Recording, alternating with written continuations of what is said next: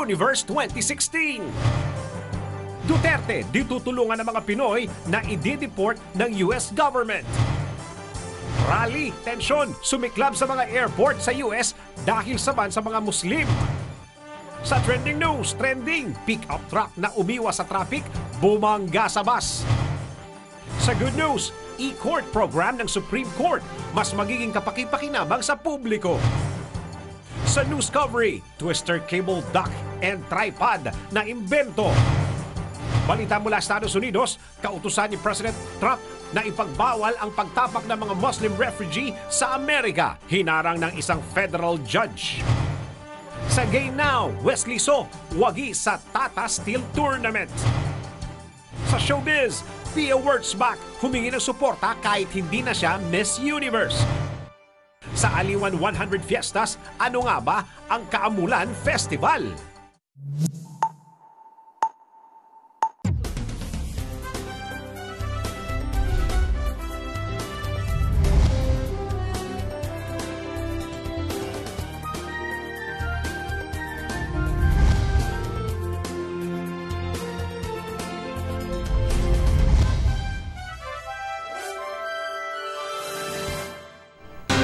Magandang araw Pilipinas, Luzon, Visayas at Mindanao at sa buong mundo. Samahan po ninyo ako ng kalating oras sa balitaan. Narito ang detalye ng mga balita.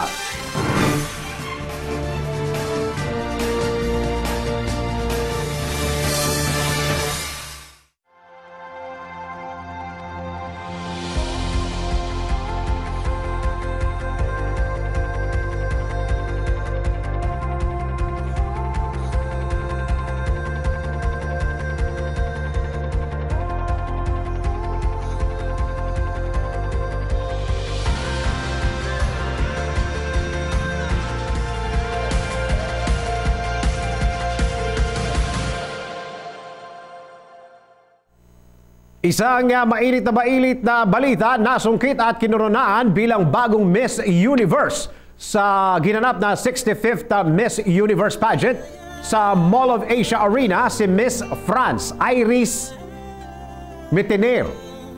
Bagamat nabigo ang Pilipinas na masungkit ang corona, nagawa naman itong makasama sa top 6 na Miss France, Miss Kenya, Miss Colombia at Miss Thailand. Kapansin-pansin din ang hindi paggamit ng interpreter ni Maxine Medina na inaabangan po ng maraming Pinoy. Para sa kabuang detalye ng report, alamin natin mula kay RH43, si Rocky.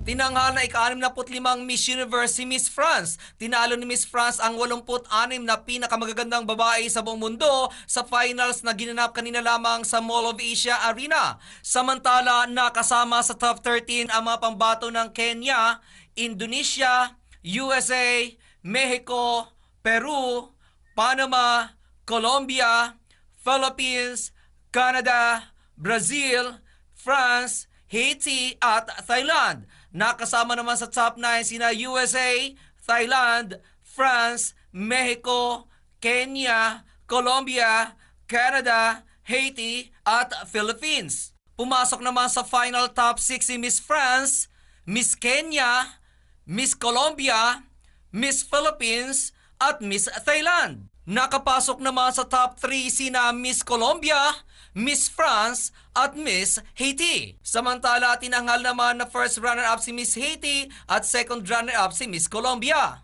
At yan aking balita. Ako naman si RH43 Rocky, ang inyong kaliga sa mundo ng showbiz.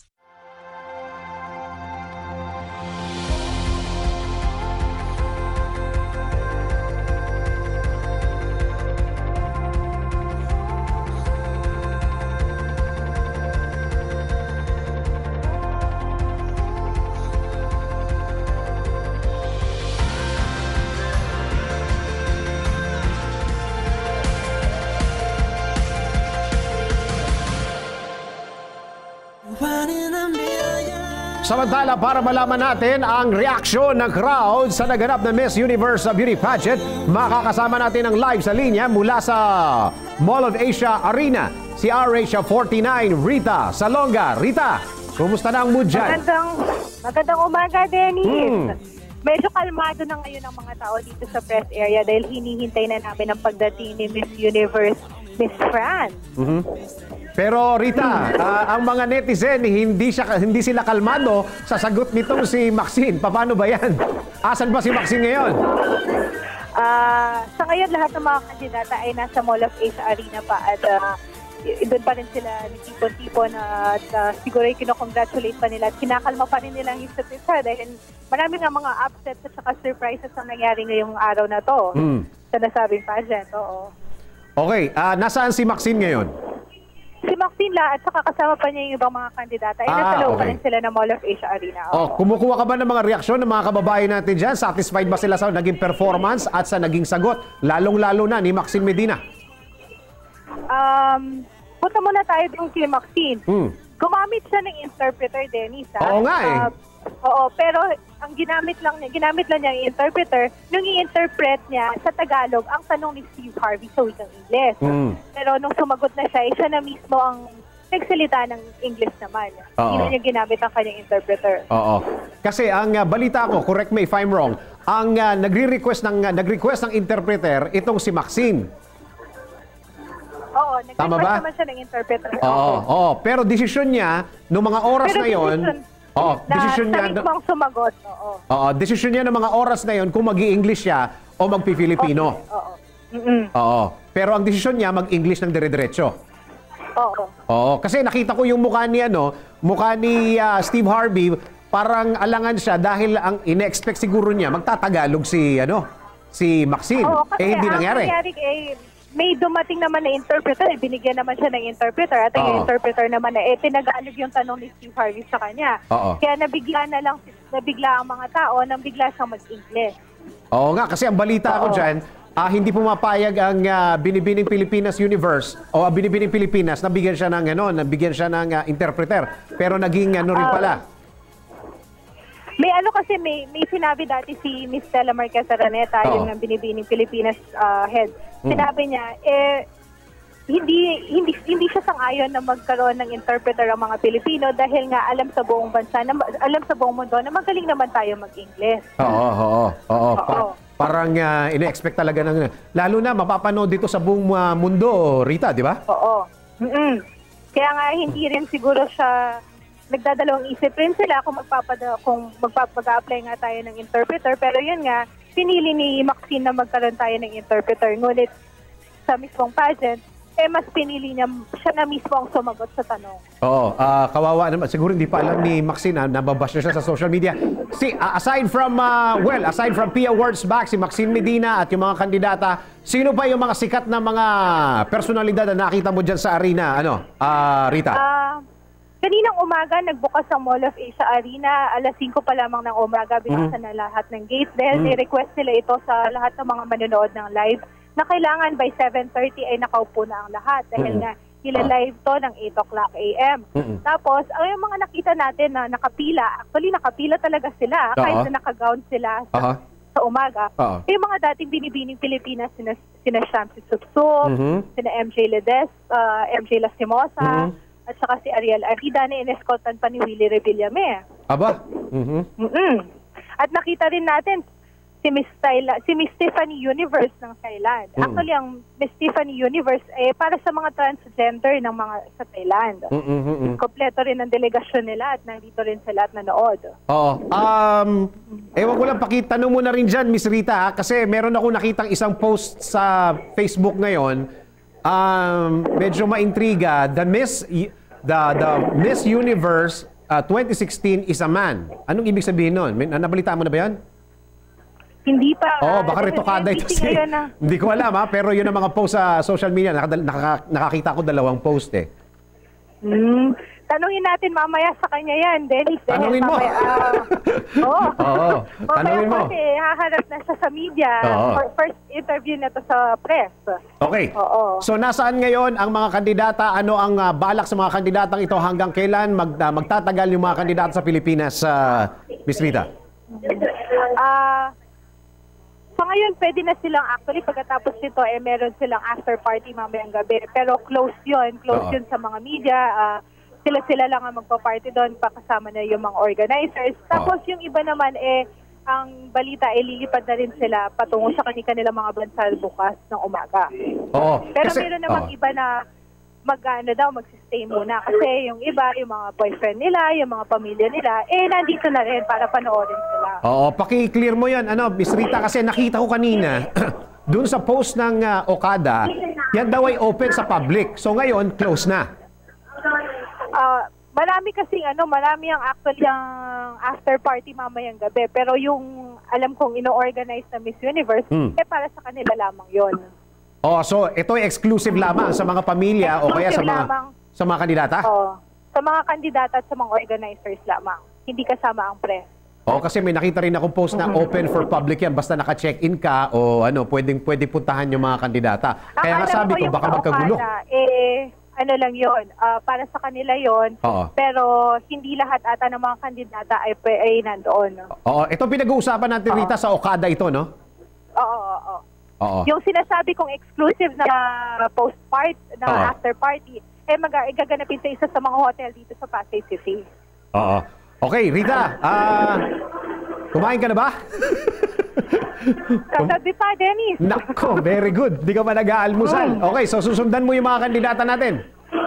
Yes, Dennis. Oo. Hintayin lang natin ng konti at pababa na daw si Miss Universe 2016, Miss France. Okay, para saka sana makakuha ka ng reaksyon dito kay Maxine Medina kung ano nangyayari sa social media ngayon. Maraming salamat, Rita. Sige, Dennis. Para sa MBC Network News, RH49, Rita Salonga, naglilingkod sa pagbabalita. Nagbabalita ng live si RH49, si Rita Salonga.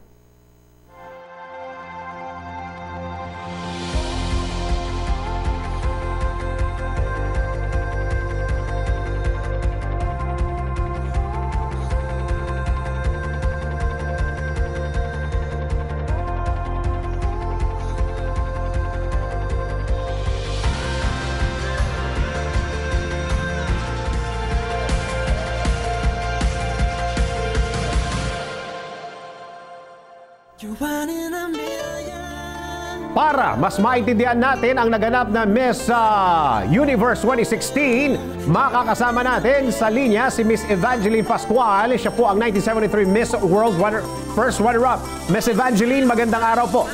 Magandang araw sa iyo, Dennis, at magandang araw sa iyong mga tagapakinig. Opo. Hi. Opo. Miss Evangeline, kayo na lang tatanungin ko dahil grabe ho nangyayari sa social media ngayon. Kayo po ba ay kontento, satisfied doon sa kasagutan nitong si Maxine Medina? Well, yun ang best effort niyang ibinigay. Probably for the judges, yung response niya was not really very strong. Pero yung tinutukoy niya, naintindihan naman natin eh. Kaya lang, probably what she really meant was that the change that she saw was the people became united because of the Miss Universe. Yun lang kanyang manner of speaking it, medyo hindi sang-ayon sa ating expectations. Pero kung titignan mo naman yung kanyang intentions, tama naman ang kanyang sinasabi. Kaya lang yung expectation ng nakikinig ay iba. So yun ang kanyang interpretation. It was not wrong. Her answer was only different sa expectation ng mga audience. And that's always the case. So, ganun ang nangyari. But not bad. Opo. Yung Miss Evangeline, yung ma'am, yung kanyang pag-express doon sa English language, yung paggamit po ng English, na-express po ba niya ng tama ang kanyang nararamdaman at gustong sabihin? Mas palagay po ba ninyo, mas ma-express niya ito kung nagtagalog po siya? Pareho rin yun eh. Kung ang sinasabi mo ay grammatically in effect, pero yung kanyang buod ng kanyang sinasabi ay magiging pareho lang sa Tagalog at English.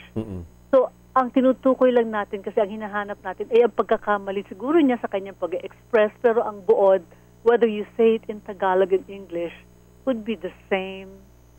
And kung sinabi niya man yun sa Tagalog, yun din ang sasabihin niya eh. Na ang mundo ay nagkabuklod-buklod because of the Miss Universe. So, I think ako naintindihan kong sinasabi niya in English, yung siguro, naintindihan mo rin naman siguro. Opo. Kaya lang, yung manera niya ng pagsasablita, iba. Hindi lang katulad ng, sabi ko nga, yung expectations natin. But I believe that she was able to deliver kung anong nasa puso niya. Mm-mm. Pero yung manner of saying niya, probably hindi sang-ayon sa gusto ng nakakadinig. Pero sa, Ganun lang yun. pero sa palagay niyo, Miss Evangeline, kung sakasakaling nagtagalog siya, mas ma-express niya ng tama? Hindi ko rin alam. Mm-mm. Hindi ko rin alam. Kasi when you're on stage Opo. and facing the 86 candidates, Opo. hindi biro. Pero the mere fact na nakapagsalita na siya ng ganon in English, eh malaking positive move na yun sa kanya. Dahil nasabi niya ang gusto niya. Whether it's in Tagalog or English, yun na ang destiny niya. Oo nga eh. Ganon, yun na yun. Opo. Sabi nga, sometimes, sometimes God doesn't give you what you want, what you think you want. Not because she doesn't deserve it. Baka naman merong something better for her. Hindi naman masama yung top 6. Opo. Opo. Diba? Opo. Nako, ma'am. Ito po, para mas mabawasan yung nararamdaman ng mga netizen ngayon, lalo na yung mga kapwa Pilipino natin sa ibang bansa. Paki-explain nga po, madam, kung gaano kataas yung pressure pag ikaw ay nandoon na sa taas. Walang sukat hanggang langit. Hindi, yung moment na tanungin mo yung mga kamag-anak. Kung makikita mo kung gaano ka-tension ng mga audience, pati ako, I was rooting for her. Yung tension ko, sobra. You make that 100 times. Wow. Siguro pati ikaw, natetension ka. You expect her to win. So, the more siya. So, paano mo makakwantify kung ilan tayong population natin buong bansa with that 100 million, ano ba yun, yung netizen votes, di ba? So, make it times 100 million din ang kanyang tension. Because I don't think she was only representing herself kasi bit-bit niya ang buong bansa. Oo nga eh. So, tindi nun Oo nga ho. Tindi yan. Saka hanggang ngayon, binabasa ko yung mga tweets ng mga kapwa natin Pilipinos, sila po ay bitin sa sagot ni Maxine kanina. Wala namang satisfaction. Oh, well, maybe not.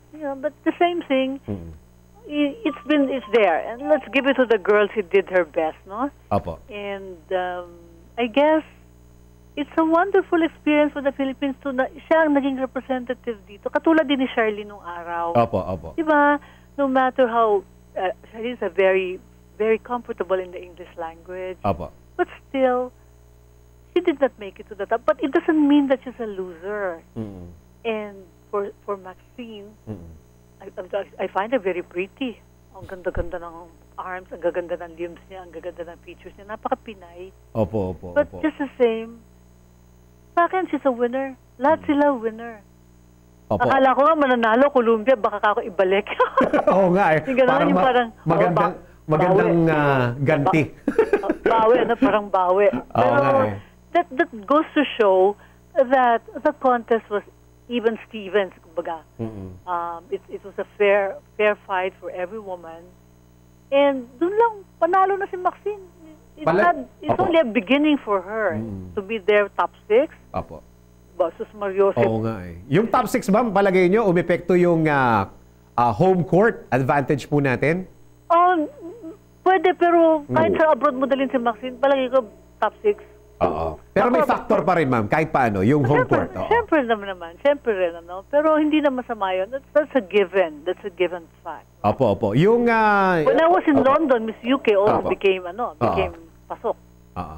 So London din ang home base ko noon. Miss United Kingdom was also part of the top 5, I think. Kasi hometown eh. Opo. What do you think of Miss France, Miss Evangeline?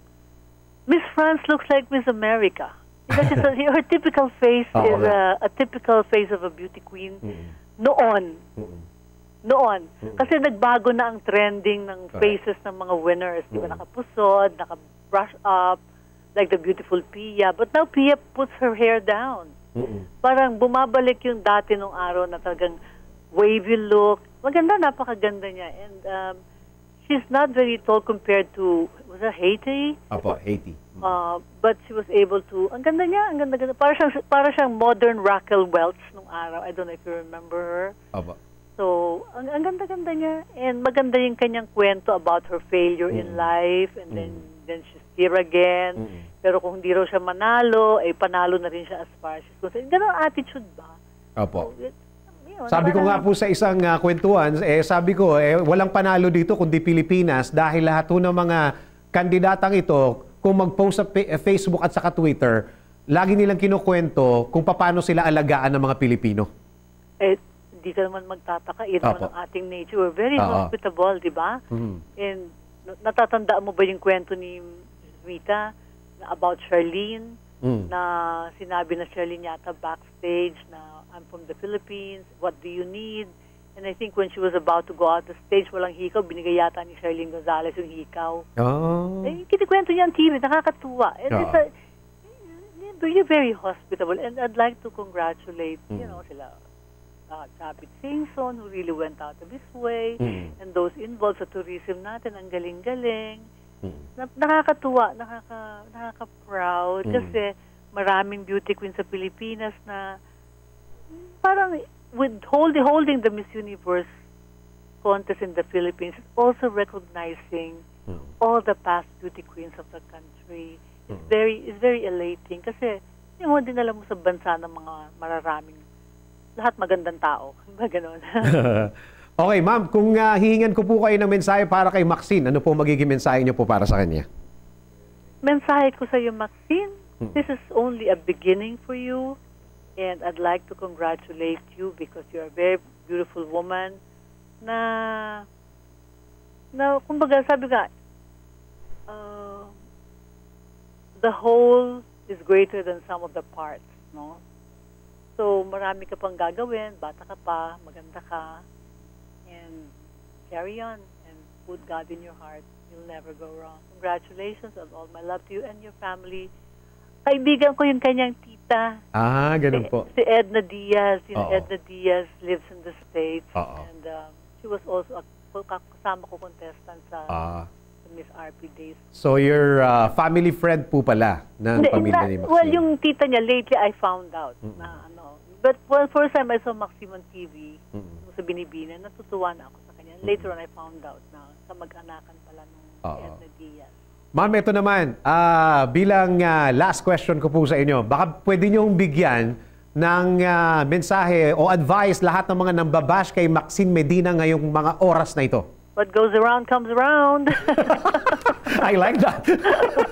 Yun lang yun. Miss Evangeline Pascual, maraming salamat. At what do you think, yung, as a whole, yung Miss Universe 2016, Madam? Supercalifragilisticexpialidocious. Wow! Miss Evangeline, thank you very much. Alam po namin, pero nanood naman kayo ng buong Miss Universe, di po ba? Siyempre naman. Yes. Thank you very much, Madam. Thank you also. God bless you. Bye-bye. God bless. Si Miss Evangeline Pascual.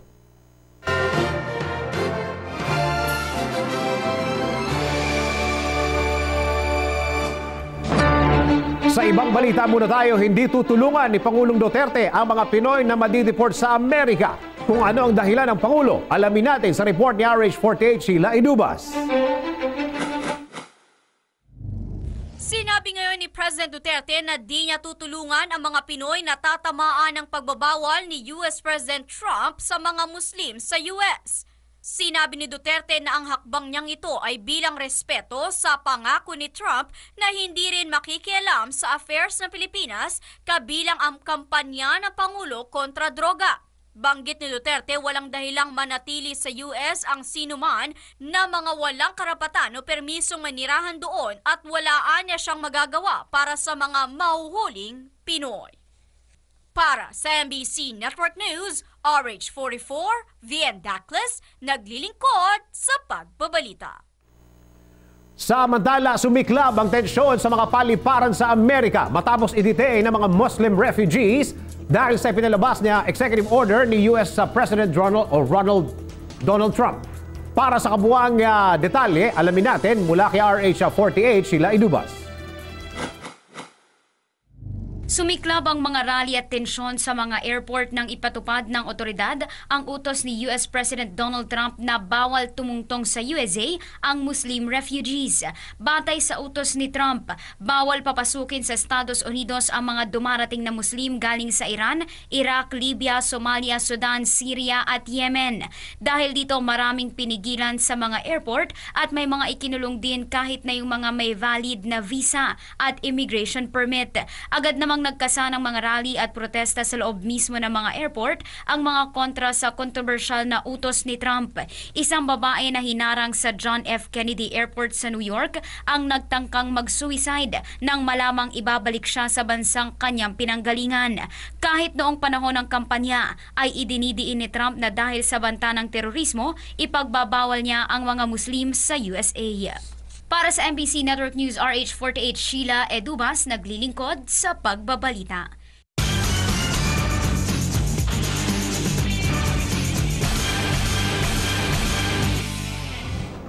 Pansamantalang itinigil ng Philippine National Police ang kampanya kontra droga sa iligal o dahil sa sunod-sunod na kaso ng tokhang for ransom.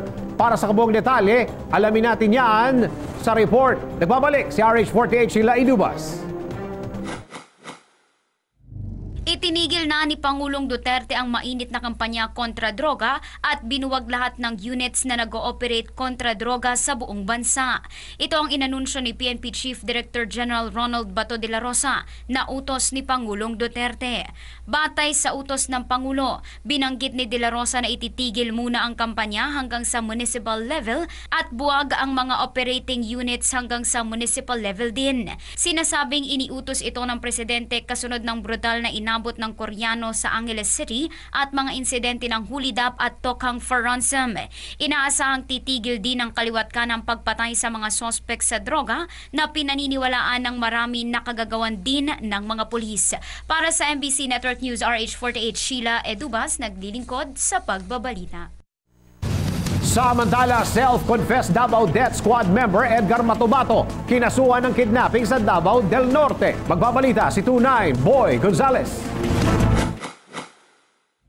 Nagkarat na naman ng panibagong kaso ang umaming membro ng Davao Death Squad na si Edgar Matubato.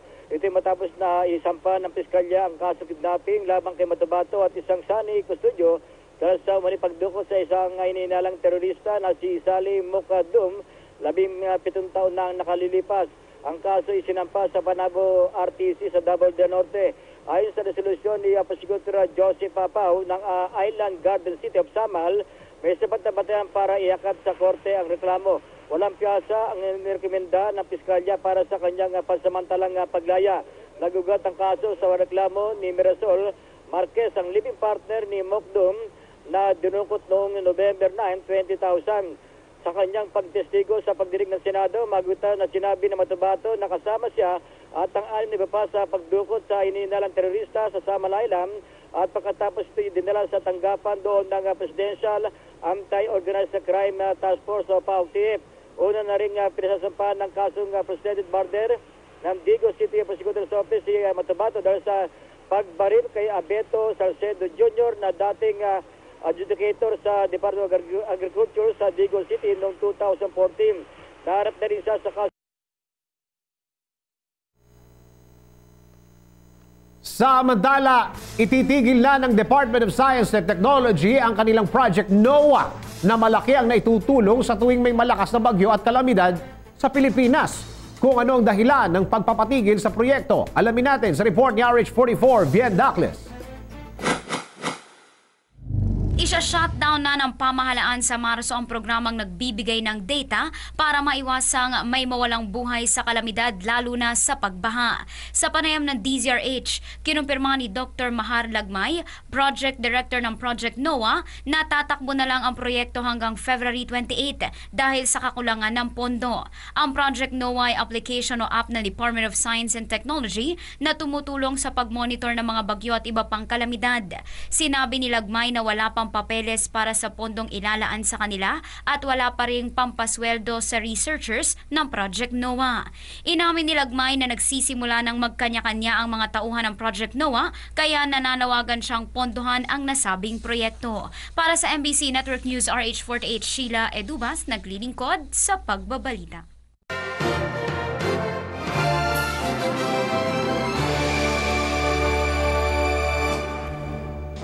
Nagbanta si Pangulong Duterte na sisibakin ng hepe ng NBI kapag hindi na ilantad ang asset na sangkot sa pagpatay sa negosyanteng Koreano na si Ji Ik-ju.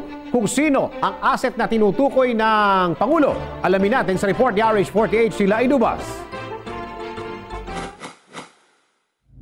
Inupakan ni Pangulong Digong Duterte ang Philippine National Police or PNP na tinawag niyang corrupt to the core. Ayon sa Pangulo, sukdulan ang korupsyon sa PNP at ito ang pinaka-corrupt to the core matapos ang pagdukot at pagpatay kay Korean businessman Ji Ik-ju. Iginit pa ni Duterte na 40% ng mga pulis ay sanay sa corruption at maging ang mga graduate ng PNPA ay gustong mapwesto sa mga unit na madaling kumita. Para sa MBC Network News, RH44, Vien Dacles, naglilingkod sa pagbabalita. Samantala, SPO3 Ricky Santa Isabel tinawag na sinungaling ng hepe ng PNP Anti-Illegal Drugs Group. Magbabalita si Tuay Tremond Dadpaas. Tinawag ni Police Senior Superintendent Albert Ferro ng PNP Anti-Illegal Drugs Group si SPO3 Ricky Santa Isabel na nuk-nuka ng sinungaling o pathological liar. Ito ay kasunod ng pagdawit niya kung sino-sino sa kanilang naging operation kay Ji Ik-ju. Ayon kay Ferro, malinaw na si Santa Isabel ang may pinakamalaking papel sa pagdukot at pagpatay kay Ji. Sila lang umano ni Police Superintendent Rafael Dumlao na kanyang team leader ang nakakalam sa buong operation. Sa hearing sa Senado ay sinabi ni Santa Isabel na si SPO Roy Villegas na nagdiin sa kanya sa kaso ay driver umano ni Ferro. Iginit ng opisyal na rinindigan lamang ang EIDG kung ano ang mga ebidensya nilang nakuha kasama ng anti-kidnapping group na nagtuturo kay Santa Isabel bilang pangunahing suspect sa kaso ni Ji Ik-ju. Iyan ang DZRH News. Raymond Dadpaas, Aris Tuante, taglilingkod sa pagbabalita.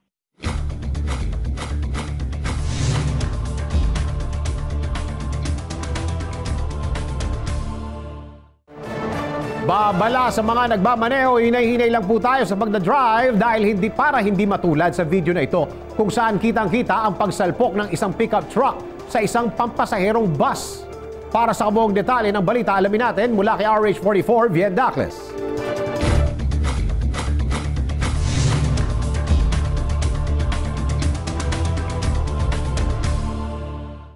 Trending ngayon sa social media ang video ng isang pickup truck na lumabas sa interstate ng Syracuse, New York para umiwas sa trapiko pero dahil sa sobrang bilis ng takbo nito ay bumangga sa pampasaherong bus.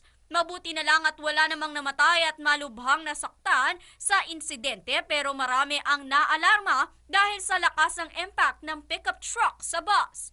Makikita sa video footage na kuha mula sa loob ng bus na walang kamalay-malay ang mga pasahero na sasalpukin na pala sila ng sasakyan. Isang matandang lalaki ang naramdaman at nakita ang papalapit na sasakyan at sinubukan pang umiwas pero huli na ang lahat at tumalsik ito sa kabilang bintana ng bus dahil sa sobrang lakas ng impact.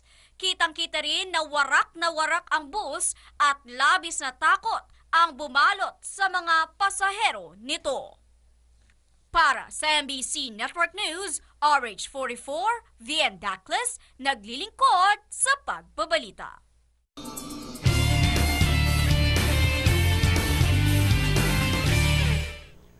Palagyan mo bang problema ang lugar kung saan ginaganap ang mga hearing ng iyong kaso o hindi ka maka-update ng agaran dahil sa layo ng iyong lokasyon o kaya naman ay dahil sa iyong kasalukuyang trabaho? Ang programang ito ng Supreme Court na marahil ang sagot sa iyong problema. Ano ito? Alamin natin mula sa Good News Report ni RH09 Sunny Casulia.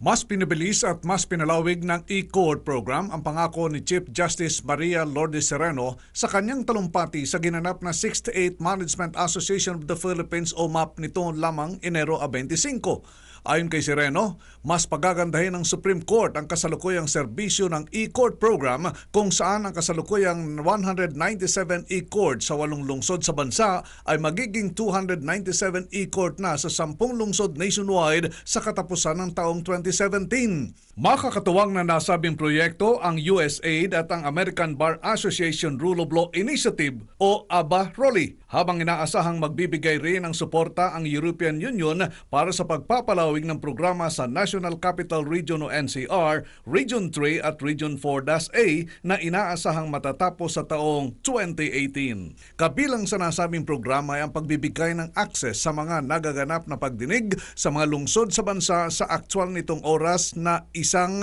automated hearing system na ginawa na rin sa ibang mga bansa sa mundo. At yan ang ating good news. RH9, Sunny Casulia, naglilingkod sa pagbabalita.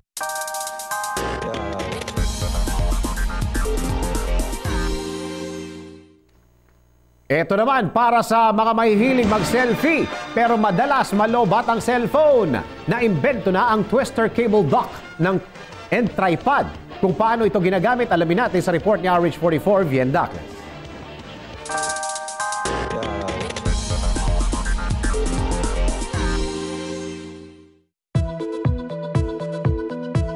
Minsan ba ay naranasan mong mag-selfie nang biglang nalobat ang iyong cellphone? Hindi mo na kailangan pang mag-worry dahil narito na ang 2-in-1 twister cable dock and tripod. Ito ay mayroong USB jack na maaari ninyong i-plug sa laptop o kaya portable battery banks and you're good to go. At kung nasa harap ka naman ng iyong computer at gusto mong kinukunan ng iyong ginagawa, bagay na bagay ito sa iyo dahil mayroon itong twister cable dock na maaari mong ipwesto ng patayo sa harap mo habang ikaw ay nag-charge. Ang 2-in-1 flexible stand-up cable charger plus coiled holder ay gawa sa matibay at durable na metal cable. It holds your smartphone habang ikaw ay nag-charge, nagtitake ng pictures, nagbabasa o kaya'y nakikipag-video call. Maaari mo rin itong gawing car dock, tripod, charging cable at cold stand. At higit sa lahat, napakagaan pa. Hindi rin ito nag-occupy ng malaking space and it can easily fit in your bag. At yan ang ating news coverage, RH44, Vien Dacles, naglilingkod sa pagbabalita.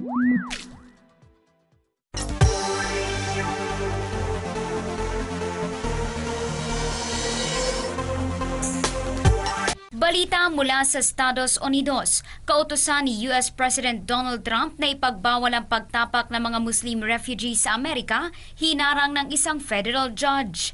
Nakahinga ng maluwag ang mga Muslim refugee na patungong Amerika matapos harangin ng isang federal judge ang executive order na pinirmahan ni US President Donald Trump noong Biyernes.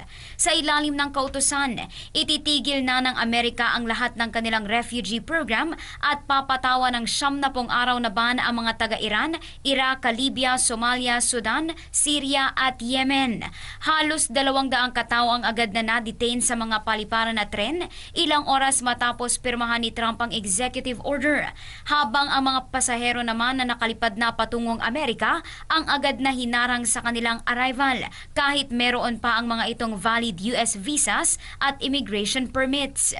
Sa pamamagitan ng ruling ni US District Judge Ann Donnelly, patuloy na makakapasok ang mga refugee na may approved applications, valid visas at legally authorized na pumasok sa Amerika. Nakasaad din sa ruling na nagkaroon ng substantial at irreparable injury ang kautusan ni Trump. Ilan pa sa mga executive order na inisyu ni Trump ay ang pagbabawal sa mga opisyal ng gobyerno na maglabi pabor sa foreign government at ang paggawa ng plano para agad pulbusin ang grupong ISIS. At yan ang balita mula sa Ibayong Dagat, RH48, Sheila Edubas, naglilingkod sa pagbabalita.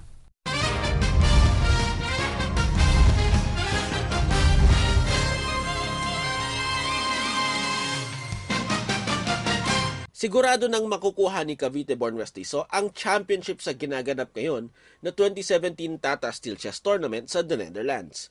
Ito ay matapos makalikom ng 9 na panalo at makakuha ng 1.5 na lamang sa kanyang mga rival na hindi nilang maaaring habulin anuman ang mangyari. Dagdag pa rito, hindi pa rin natatalo si So sa loob ng 56 na laro at kasalukuyang world number 4 ayon sa FIDE rankings ngayong Enero. Bagaman Filipino si Wesley So, naglalaro siya sa ilalim ng bandila ng Estados Unidos. At yan ang ating balitang pampalakasan para sa Game Now. Ako si Toby Pavon.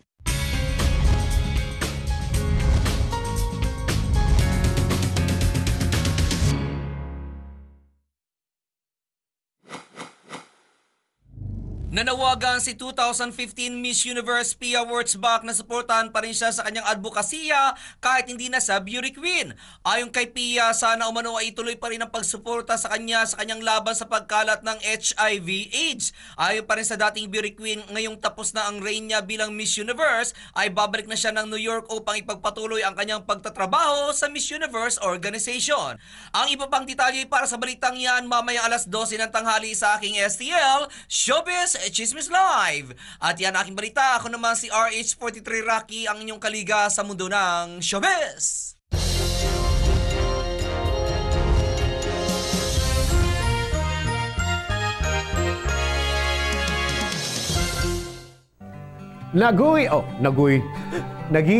Naging makulimlim. Oo nga, no? Parang walang araw. Naging makulimlim ang malaking bahagi ng bansa. Ano kaya ang dahilan nito? Ano ba ang iaasahan nating lagay ng panahon sa buong kapuluan? Alamin natin mula kay RH44 Bien Dacles. Bien? Thank you, Dennis. Isang makulimlim na panahon ang sumalubong sa katatapos lamang na 65th Miss Universe na ginanap dito sa ating bansa. Epekto pa rin ito ng low pressure area or LPA na patuloy na binabantayan ng Pag-asa. Huling namataan ng LPA sa layong 330 kilometro timog kanluran ng Puerto Princesa City, Palawan. Habang patuloy pa rin makakaapekto ang tail end of a cold front sa silangang bahagi ng northern at central Luzon. Dahil dito kaya't asahan ang moderate to occasionally heavy rains at thunderstorms sa malaking bahagi ng Palawan na maaaring magdulot ng flash floods at landslides. Asahan naman na may light to moderate rain showers and thunderstorms sa Cagayan Valley at mga probinsya ng Aurora at Quezon. Asahan din ng light rain showers sa Cordillera Region at Ilocos Region. Mananatili namang makulimlim na may isolated rain showers ang mararanasan sa malaking bahagi ng bansa, maging dito sa Metro Manila. Samantala, nagpakita ang araw kaninang 6:24 na umaga at lulubog naman mamayang 5:54 ng hapon. At para naman sa ating 5-day weather forecast, narito po ang ating nakalap mula sa MBC Network News Weather Center.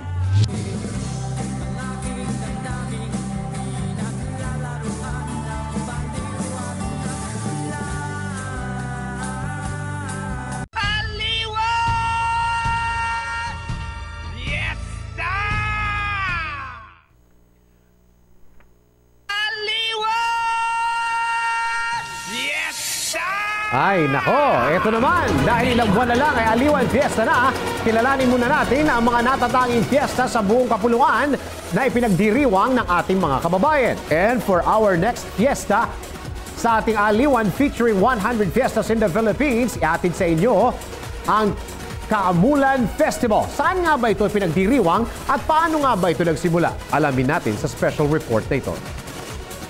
Aliwan presents 100 Fiestas in the Philippines. Isang saya, ista'y narito na. At ibaisan ng talino sa sayaw at karosa.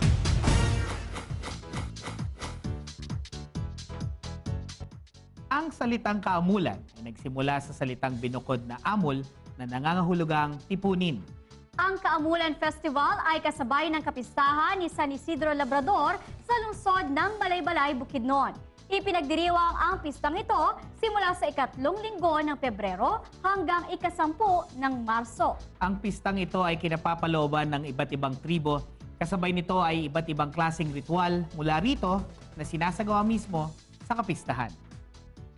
Abangan ang mga festival champions sa Aliwan Fiesta Festival of Champions 2017. April 20, 21, and 22, 2017. Watch it live dito sa DZRH News Television, Facebook at YouTube live channel at dzrhnews.com. Isang mapisaya, pista'y narito na. At iba-isan ng talino sa sayaw at karosa. Ilang araw na lang bago mag-Aliwan Fiesta. Eto. Go. Ay, go. Yun. Meron tayong 82 araw na lang. Aliwan Fiesta na. Pakay dito ha, lalo na yung mga OFW ha. Sayang naman. Okay, bago tayo magpaalam, alamin muna natin kung ano mga latest na showbiz balita. Mula sa kabilang studio, papasukin na natin si Rocky. 1, 2, 3, go. Ayun. Hindi mo lang namalayan. Ay, ganun. Kasi malayo studio ko sa studio mo eh. Assessment muna tayo. Ikaw ba kunyari, ikaw yung Miss Universe candidate. Question for Rocky. Okay. What's the most significant change you've seen in the world in the last 10 days? Ano ba naman yan? Ba't naman ako napunta dito? Host lang ako, hindi ako candidate. Hello. Hindi, napakarami kasi ng mga nangyari sa buong mundo. Akala ko kasi papadins talaga sa Philippines lang yung tanong kay Pia tuloy, kay Maxine. Yung para sa buong mundo. Oo, ay medyo nag-focus lang siya dito sa Pilipinas. One of the most memorable ano bang tanong doon? Significant? Kailangan English din ang sagot mo. Ay, lukuhan na yung ganyan. Bakit gano'n? Hello, si Maxine nga pwede mag-interpreter, di ba? Sige. Ano ang pinakamahalagang bagay na nakita mo sa mundo sa loob ng 10 taon? Wala pa. Baka sa 11 years. Pagdating na 11 years, doon pa lang meron. Pero for now, I don't think meron na. Wala pa. Gusto mga kababayan natin na nambabash kay Maxine, easy lang. Palagay ko panalo naman talaga ang lahat ng Pilipino sa pagkakadaos dito ng Miss Universe Beauty Pageant. Correct. At sabi nga kanina, di ba, ni Miss Evangeline Pascual, yung ating 1973 ba yun? 1973 Miss World First Runner-Up. Di ba? Kung kayo mismo na nanonood, kung tayo mismo na nanonood, nape-pressure tayo, is 100 times pa yung sa candidate. Di ba? Saka tingnan mo naman yung mismong parang ako mula umpisa hanggang sa matapos lahat ng mga candidates, lahat ay puro panalo. Para sila parang mga winning moment nila yun di ba? Correct. Syempre, it's a world stage, di ba? Tama. Pinakamalaking stage na yan sa buong mundo ngayon kasi Miss Universe yan. Correct. And they're all winners in their own rights. Ika nga.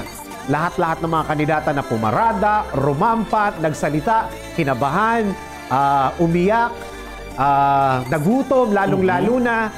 Tulad nung tweet ni Maxine Medina kanina, ang kanilang almusal ay walang iba kundi saging. Yun. Correct. Kasi hindi pwedeng makita kasi mag-swimsuit sila Tama. Kaya medyo hindi sila kumain ng almusal. Correct. Pero ngayon, mamayang gabi, may event na sila, palagay ko, pwede na. sila. Correct. Pero ano ba papadins, itong nanalong Miss Universe ngayon, si Miss France, never siya pumasok sa top 5 sa pageant forecast sa Miss Universe forecast, hindi. Ang mga pumasok, ang mga nag-number 1 sa forecast ng mga pageant enthusiast ay si Miss Brazil. Malakas si Miss Brazil. Si Thailand, no? Pumasok din sa Thailand. Hindi rin nakapasok sa pasok siya sa mga nag-top 2 yan si Thailand. Pero never siya nag-top 1. Okay.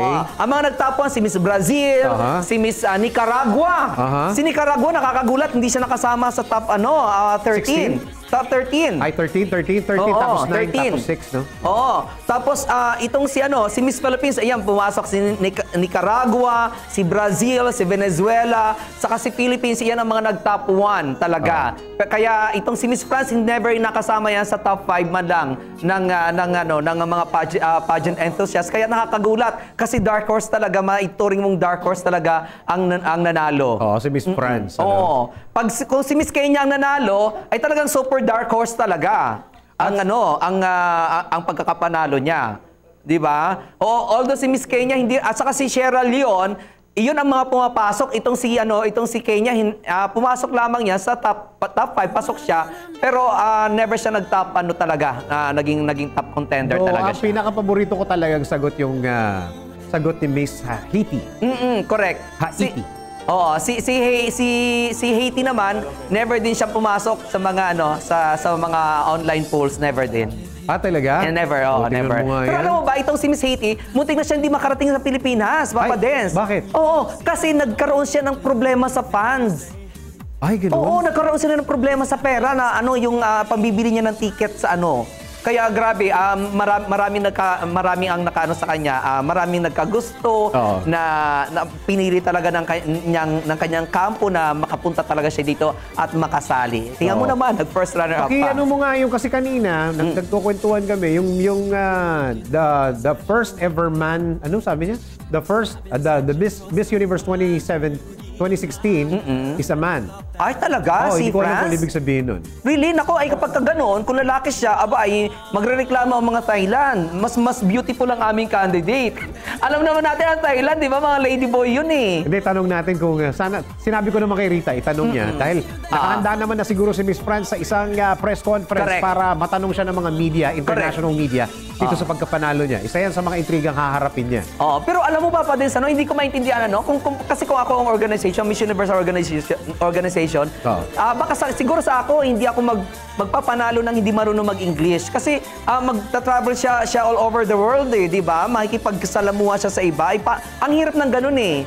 Ang hirap yung tayo nga lang na mga Pilipino na hindi tayo, yung iba nga sa atin na hindi masyadong nakakaintindi ng English, mahirap pa makipag-usap sa mga banyaga. Hindi mas lalo pa yung hindi talaga nakakaintindi. Eto, tanong ko sa'yo, kung sakasakaling nagtagalog si Maxine, palagay mo mas maganda yung sagot niya? Palagay mo mas naging malaman yung konteksto ng kanyang kasagutan, palagay mo?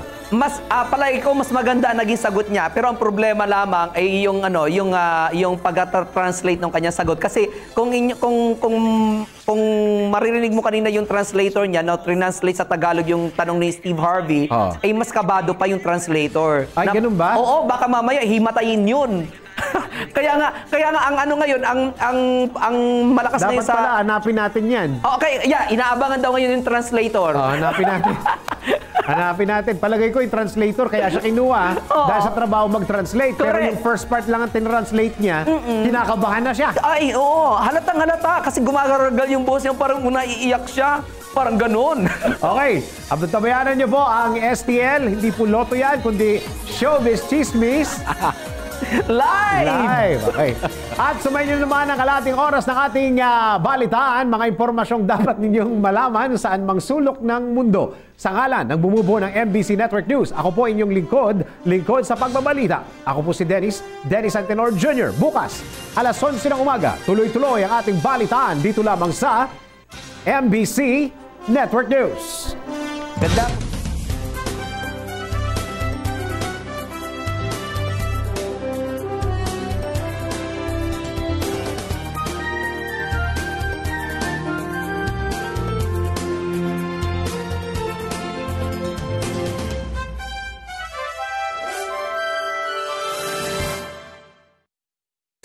Bonding with the family pag may time. Try ng bagong recipe pag may time. Business pag may time. Dahil ang may pride, may time. Pride Power Wash. Tama sa washing machine. Tama sa mancha. Kasi may stain away formula, di ka kusot ng kusot. Tama ang bula, di ka banlaw ng banlaw.